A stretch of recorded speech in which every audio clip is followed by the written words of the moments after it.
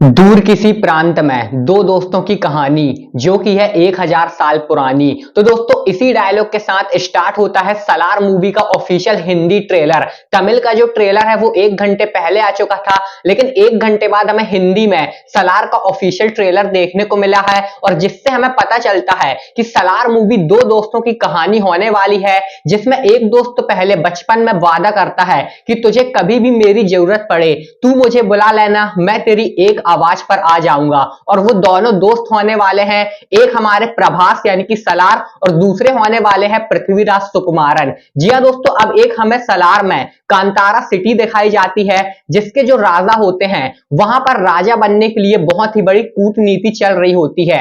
जो भी राजा बनना चाहता है उसे मार दिया जाता है और उसके बदले किसी और को राजा बनाने के लिए सभी लोग लग जाते हैं।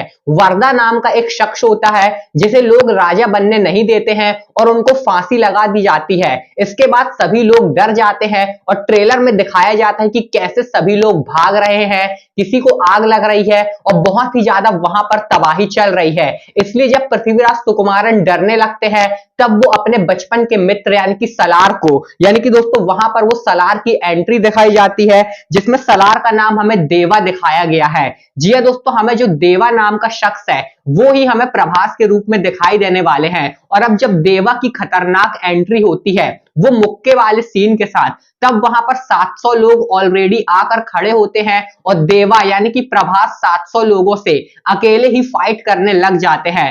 वो सीन दोस्तों हमारे अंदर गूप्स बम्स ला देता है जब वहां पर सलार यानी कि जो देवा है, जो प्रभास कहते हैं, वो कहते हैं कि प्लीज आई काइंडली रिक्वेस्ट। इसका मतलब है कि मुझे हर्ट मत करो, अगर मैं हर्ट हो गया तो तुम 700 में से कोई भी नहीं बचेगा। और वही होता है, वो 700 लोगों को अकेले ही मारने लगते हैं। इसके बाद पूरे के पूरे डार्क और एकदम ब्लड वाले सीन दिखाए जाते हैं जिसमें हमें सलार यानी कि हमारे प्रभास बहुत ही एक्चुअल रखते हैं और साथ में सलार की बॉडी पर पूरा ही हमें खून दिखाया जाता है।